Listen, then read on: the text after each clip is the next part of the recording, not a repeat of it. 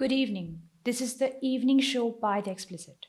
President Trump has withdrawn the United States from 66 international organizations, stating that they don't serve national interest. This involves 31 United Nations organizations and 35 non UN entities. Breaking this down, interestingly, the 35 non UN entities include the 24/7 Carbon Free Energy Compact, the European Center of Excellence for Countering Hybrid Threats, the Global Counterterrorism Fund, the Global Forum on Migration and Development, the International Energy Forum, the International Solar Alliance, Partnerships for Atlantic Cooperation, and the Renewable Energy Policy Network for the 21st Century.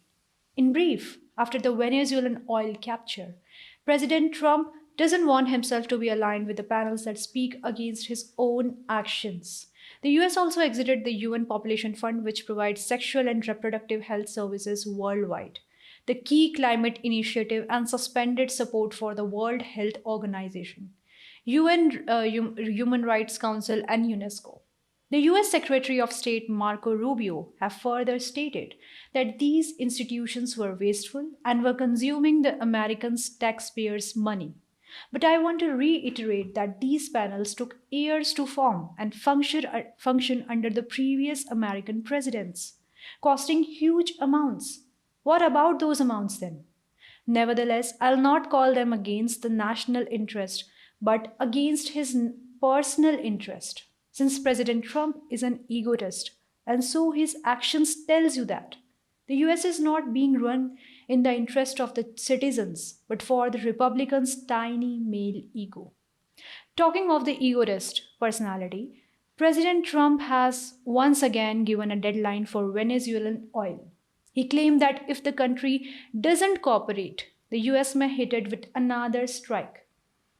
In addition to this, the money that Venezuela earns from the USA upon the sale of its oil will be used to buy the products from the USA for the Venezuelan population, contradicting the definition of freedom that the Republicans are pushing through their narratives. Leave just the job of running the country, they don't even know how to set narratives clearly. Now, this military action, by the way, isn't limited to just Venezuela because it is now haunting Greenland for its resources. Since Greenland has always been in the American propaganda, Trump have made sure he'll get it through the military action, making him the only president to do so. Whereas Europe has emphasized that this can lead to the demise of the NATO alliance, and Denmark issued a fresh statement saying, I quote, Denmark will shoot first and ask questions later if the US invades Greenland, unquote.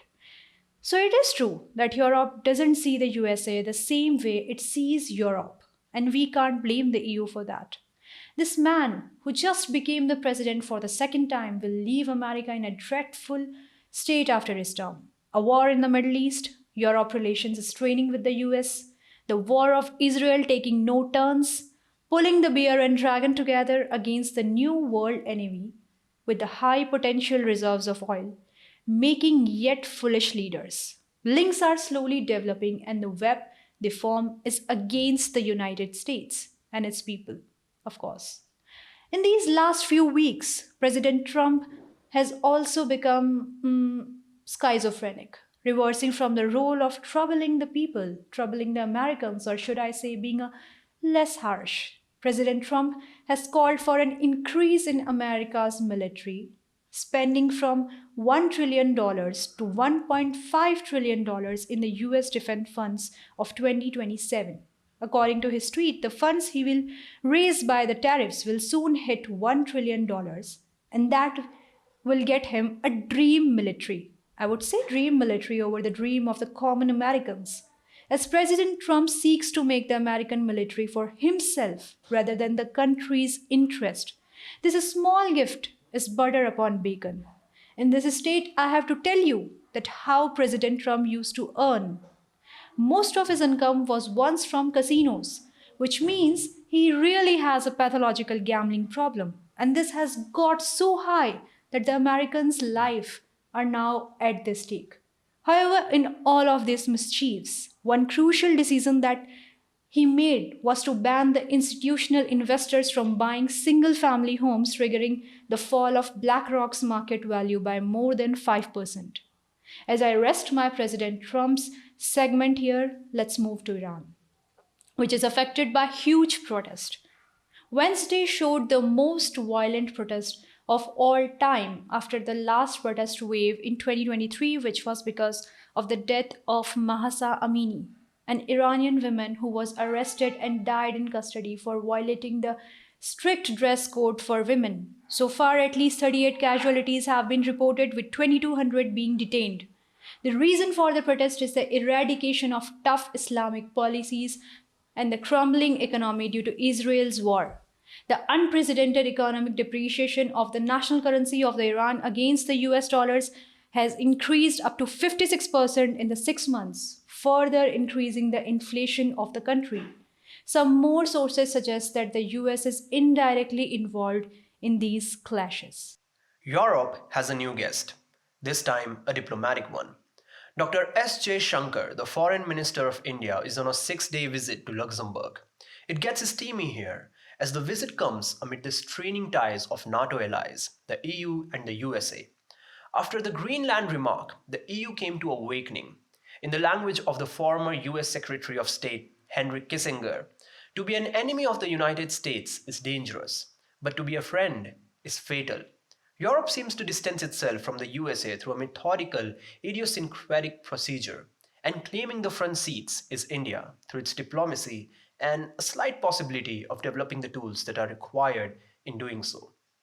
In the meeting between S.J. Shankar and French counterpart Jean-Noel Barrot in Paris yesterday, they discussed working together to stabilize global politics at this shrinking stage.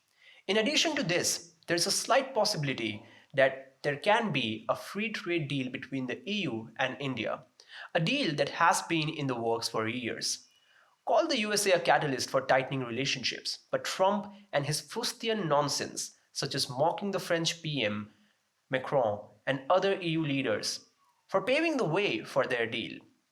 He did so by flaunting a French accent and showing the tears that Macron had while dealing with him. I don't know about the French accent, but the man needs to learn his own, the American one. And about the tears, maybe that's the reaction of his victims. We all know about what chapter of his life I'm talking about. The mockery reminds me of Pakistan. After Operation Sindoor, the White House, Pakistan, and India had disagreements on who mediated in the ceasefire between India and Pakistan. Questioned by our own opposition, it was Trump. But as per America's own FARA report, Pakistan reached 60 times to the US for mediation. Not only the contact, but it spent nearly $5 million in a short span of 2025 to access the Trump administration. According to the FARA reports, Pakistan hired several US lobbying firms and law firms for crisis management and media engagement at its highest levels of the US system. In addition, the report also echoes PM Modi's and India's remark that neither Trump nor any other third party mediated for the ceasefire. This proves yet again that Trump doesn't have an understanding of the American system. And what's amusing is that Norway might have had a better one over him, seeing how it doesn't consider him for a Nobel Peace Prize. An action that might be behind him destabilizing Europe. Seems like I can't get over the USA so easily. So we have a renewed tariff threat for countries dealing with Russian oil. This time, Trump thought of a number that, let's leave it up to you. It's 500%. The Graham and Democrat Richard Blumenthal have introduced the Sanctioning Russia Act of 2025, which would impose secondary tariffs on the countries that continue to fund Putin's war in Ukraine. India has been a country of concern here for being a buyer of Russian oil, already facing a total tariff of 50%. This tenfold increase can harm the country's exports. And if the bill is enacted, India-US might never negotiate to strike a trade deal. I'll comment on the mathematics of the Americans. They truly need to understand that a zero put before a number has no value. But the contrary changes the nature of the number.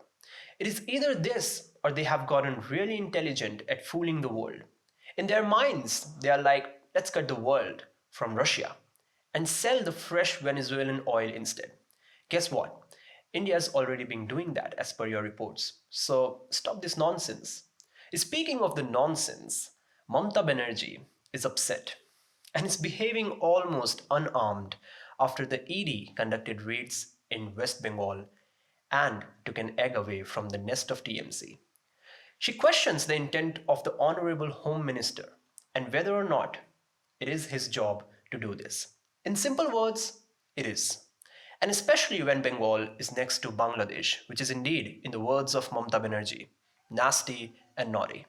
So, when you accept these immigrants and when they plan against our nation, the Home Ministry needs to take an action, even when you remain opposed to the decision. By the way, the raid involves a coal scam, and it becomes too crucial not to leave any guilty behind. This is it for today, guys. We'll see you tomorrow. Good night.